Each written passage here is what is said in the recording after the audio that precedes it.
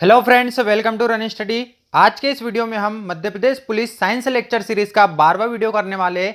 इसके पहले 11 वीडियो आ चुके हैं। यदि आपने उन्हें नहीं देखा है तो उन्हें प्लेलिस्ट में जाकर आप देख सकते हैं। सेपरेट से साइंस की प्लेलिस्ट बना दी गई है और सभी के सभी इंपॉर्टेंट क्वेश्चन पे बनाए गए वीडियो है, तो आपको सभी देखना चाहिए। इस वीडियो में हम 25 क्वेश्चन करने वाले हैं जो कि बहुत ही इंपॉर्टेंट है और आपको उन्हें मेरे साथ में वीडियो के दौरान ही याद करते हुए चलना है। तो चलिए फ्रेंड्स, वीडियो की शुरुआत करते हैं पहले क्वेश्चन के साथ, जिसमें हमारा पहला क्वेश्चन है, लोहे का शुद्धतम रूप कौन सा है। तो लोहे का जो शुद्धतम रूप होता है, यह ऑप्शन में आपको लोहे के प्रकार दिए हुए हैं। इसमें सबसे शुद्धतम रूप जो होता है वो होता है रफ लोहा। रफ आयरन सबसे शुद्धतम होता है क्योंकि इसमें जो कार्बन का परसेंटेज होता है वह 0.12% से 0.25% तक होता है। तो सबसे कम कार्बन का प्रतिशत रफ आयरन में ही होता है, तो इसलिए सबसे शुद्ध कौन सा होता है, रफ आयरन सबसे शुद्ध होता है। ठीक है ना। और यदि आयरन ऑक्साइड का फॉर्मूला होता है Fe2O3। आयरन ऑक्साइड में यदि हम एल्यूमिनियम मिला दे, आयरन ऑक्साइड में यदि एल्यूमिनियम मिला दिए जाते हैं तो रेल की पटरी एवं मशीनी पुर्जों की दरार को जोड़ने के लिए इस घोल का उपयोग करते हैं, आयरन ऑक्साइड और एल्यूमिनियम के घोल का। ठीक है ना। और इस अभिक्रिया को आपको ध्यान रखना है कि इस अभिक्रिया को थर्मिट अभिक्रिया बोलते हैं। क्या बोलते हैं? थर्मिट अभिक्रिया के द्वारा रेल की पटरी और मशीनी पुर्जों की दरार को जोड़ने का काम किया जाता है। ठीक है ना। पूरा ध्यान में रखना है आपको क्योंकि इंपॉर्टेंट है सब पॉइंट। ठीक है। नेक्स्ट क्वेश्चन है हमारा, द्रवित पेट्रोलियम गैस एलपीजी में मुख्यतः क्या होता है। तो एलपीजी में आपको ध्यान रखना है कि एलपीजी में क्या होता है, methane, butane, propane. Methane, butane और प्रोपेन होती है इसमें। ठीक है। ब्यूमे प्रो आपको ध्यान रखना है कि एलपीजी में ब्यूटेन, मेथेन और प्रोपेन होती है। ठीक है। अगला क्वेश्चन है हमारा, 18 कैरेट स्वर्ण में शुद्ध सोने का प्रतिशत कितना है। तो ये क्वेश्चन में कोई वैसे दम नहीं है, बस आपको ये पता होना चाहिए कि शुद्ध सोना कितने कैरेट का आता है। तो शुद्ध सोना कितने कैरेट का आता है, 24 कैरेट का आता है शुद्ध सोना। तो इसमें 18 24 का कितना प्रतिशत, बस इतना ही निकालना है आपको। तो 6 से काट देंगे, 6 तिया 18, 6 चौक 24 और 4 से 100 कटेगा 25 बार और 25 तिया कितना होता है, 75%।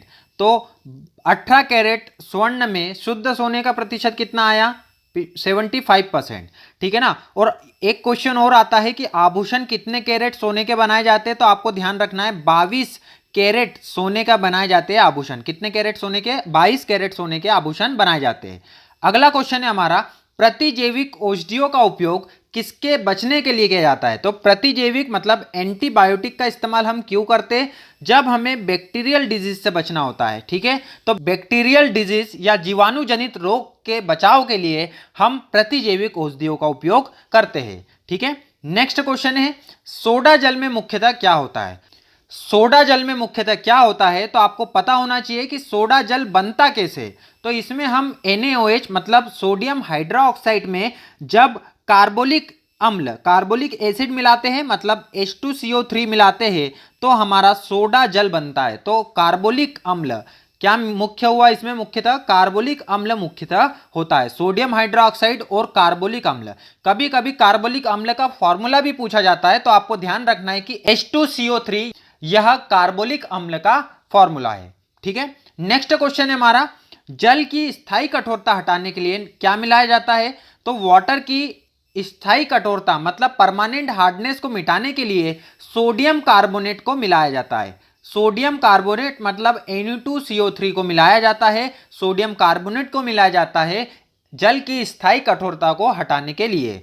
ठीक है। नेक्स्ट क्वेश्चन है, किस प्रकार की शैलों में स्वर्ण व तांबे जैसी धातुओं की प्रचुरता पाई जाती है।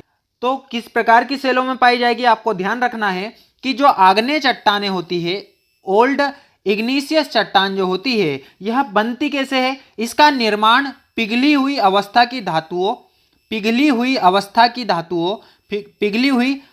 की धातुओं और गर्म लावा से होता है इसका निर्माण। और गर्म लावा से इसका निर्माण होता है, पिघली हुई अवस्था की धातु और गर्म लावा से इसका निर्माण होता है। तो इसी में हमारी स्वर्ण और तांबे जैसी धातुओं की प्रचुरता पाई जाती है। तो प्राचीन आग्नेय इसका करेक्ट आंसर आएगा। ठीक है। नेक्स्ट क्वेश्चन है एंटी डाई यूरेटिक हार्मोन का क्या कार्य होता है। यहां पर यूरेटिक आया, इसका मतलब है कि कहीं ना कहीं किडनी से संबंधित ये हार्मोन है, किडनी से संबंधित है और इसका उपयोग जल का पुनः अवशोषण को प्रेरित करने के लिए किया जाता है। किस लिए किया जाता है? वक्र में जल का पुनः अवशोषण को प्रेरित करने के लिए एडीएच हार्मोन का उपयोग किया जाता है। यह जल को संतुलित मात्रा में बनाए रखता है। जल का संतुलन बनाने के लिए एडीएच हार्मोन का उपयोग किया जाता है। ठीक है। नेक्स्ट क्वेश्चन है निम्न में से किसे एक स्नेहक के रूप में उपयोग किया जा सकता है। तो स्नेहक के रूप में हम ग्रेफाइट का उपयोग कर सकते हैं, क्योंकि ग्रेफाइट में चिकनाहट होती है ना। उसी चिकनाहट का फायदा हम स्नेहक के रूप में उठा सकते हैं। ठीक है। लुब्रिकेंट के रूप में हम ग्रेफाइट का इस्तेमाल कर सकते हैं। अगला क्वेश्चन है हमारा, निम्न में से कौन सी गैस वायु से हल्की होती है। तो वायु से भी हल्की गैस आपको बताना है तो अमोनिया होती है वायु से भी हल्की। कौन सी गैस है? अमोनिया NH3, यह वायु से भी हल्की होने वाली गैस है। नेक्स्ट क्वेश्चन है निम्न में से कौन सी धातु सामान्य तापमान पर द्रव अवस्था में रहती है। अब धातुएं क्या होती है? तो धातुएं जिनके बाहरी कोश में 1 2 3 इलेक्ट्रॉन पाए जाते हैं उन्हें हम धातु बोलते हैं। और फ्रांसियम ऐसी धातु है जो द्रव अवस्था में पाई जाती है। साथ में आपको ध्यान रखना है पारा ऐसी धातु है जो द्रव अवस्था में पाई जाती है। यदि अधातु पूछे कि कौन सी अधातु द्रव अवस्था में पाई जाती है तो ब्रोमीन ऐसी अधातु है जो द्रव अवस्था में पाई जाती है। और धातु में पारा और फ्रांसियम आपको ध्यान रखना है। ठीक है ना। और बाकी की 3 धातुएं सोडियम, लिथियम और सीरियम, यह ठोस अवस्था में पाई जाने वाली धातुएं होती है।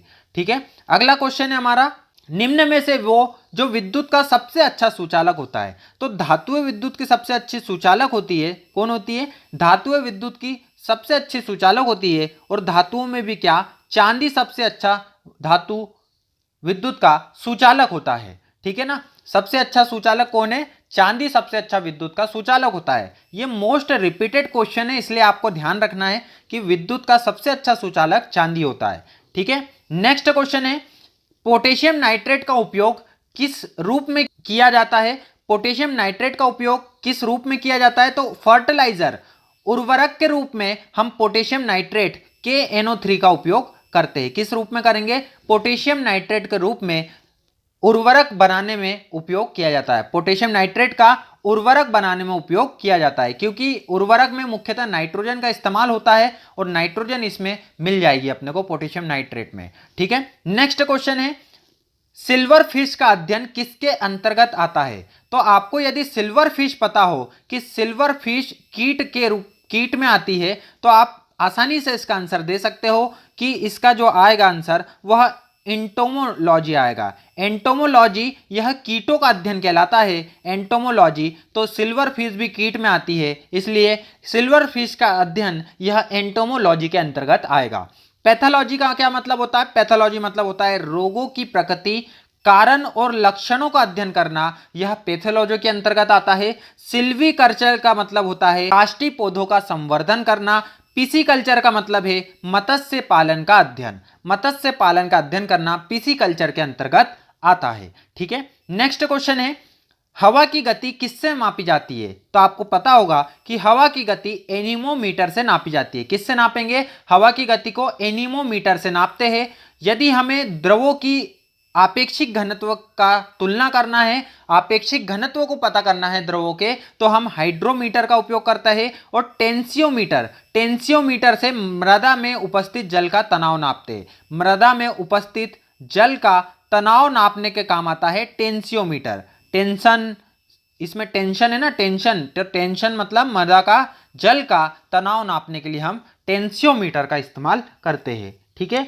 अब बढ़ते हैं हमारे अगले क्वेश्चन की तरफ। अगला क्वेश्चन है हमारा कि एक तत्व X वर्ग 14 और आवर्त 2 में आवर्त सारणी में रखा जाता है। इसका परमाणु क्रमांक क्या होगा हमें बताना है। क्या बोला उसने? वर्ग 14 और आवर्त 2। तो मैंने आपको बताया था कि इसमें 7 आवर्त होते हैं।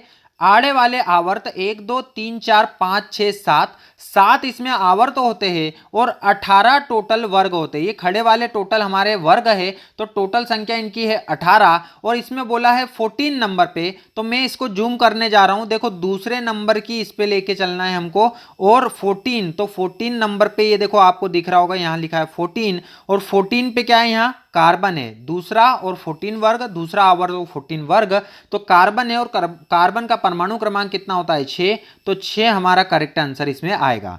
ठीक है ना। अब देखो थोड़ा सा मैं आपको आवर्त सारणी का रिवीजन करवा देता हूं कि इसमें हमने क्या देखा था, 7 आवर्त देख लिए है ना, 18 वर्ग देख लिए। ये जो आखिरी का ग्रुप आपको दिख रहा है यह जीरो ग्रुप कहलाता है। क्या कहलाता है, जीरो ग्रुप। यह अक्रिय गैसें होती है क्योंकि इनके बाहरी कोश में 8 इलेक्ट्रॉन पूरे होते हैं, तो इनको दुनियादारी से कोई मतलब नहीं है। ठीक है, अक्रिय गैस है। और इसमें भी जो 18 नंबर पे है आर्गन, यह वायुमंडल में पाई जाने वाली सबसे ज्यादा मात्रा में पाई जाने वाली अक्रिय गैस है। ठीक है, इसके जस्ट पहले वाला जो फ्लोरीन वाला ग्रुप आपको दिख रहा है, इसको हम बोलते हैं हेलोजन कहा जाता है इसको। ऑक्सीजन वाले को केल्कोजन कहा जाता है। केल्कोजन, हेलोजन और शून्य ग्रुप। ठीक है, इतनी बातें आपको ध्यान रखना है। और ये पीले वाले जो बीच में दिख रहे हैं आपको, ये उपधातु है। Boron, silicon, germanium, arsenite, antimony, tellurium और पोलोनियम, ये सभी हमारी उपधातुएं होती है।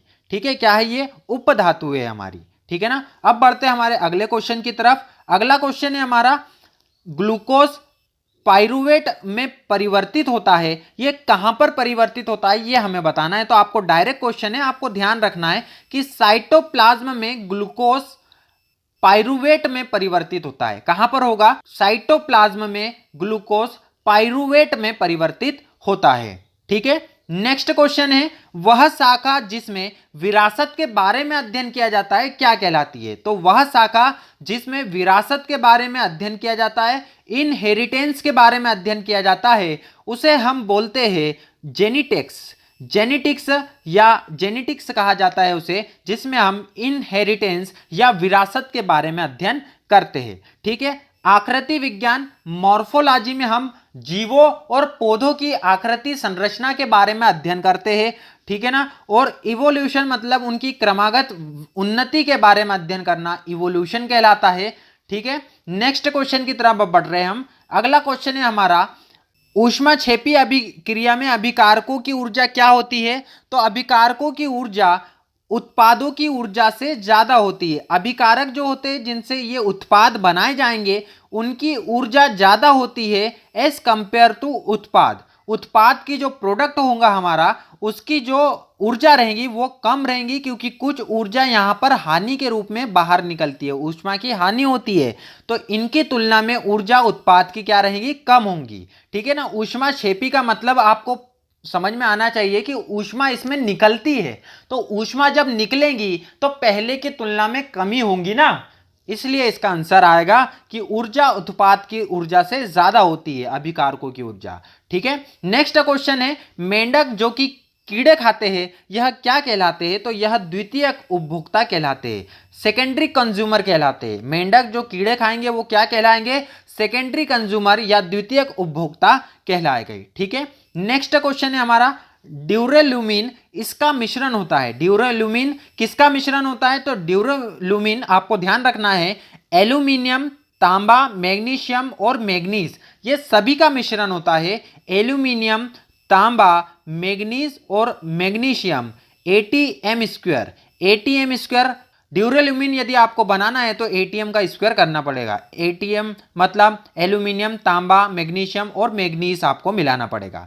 ठीक है। नेक्स्ट क्वेश्चन है, एक विद्युत आवेश एक समान गति से उत्पन्न करता है। तो यदि विद्युत आवेश जा रहा है तो वह क्या उत्पन्न करेगा, आपको ध्यान रखना है। यह भी मोस्ट रिपीटेड क्वेश्चन है। विद्युत और चुंबकीय दोनों क्षेत्र उत्पन्न करता है। यदि एक विद्युत आवेश एक समान गति से जा रहा है तो वह विद्युत क्षेत्र भी उत्पन्न करेगा और वह चुंबकीय क्षेत्र भी उत्पन्न करेगा। ठीक है। नेक्स्ट क्वेश्चन है हमारा, तत्व जिसकी गंध अम्लीय व क्षारीय विलयन में बदल जाती है क्या कहलाते हैं।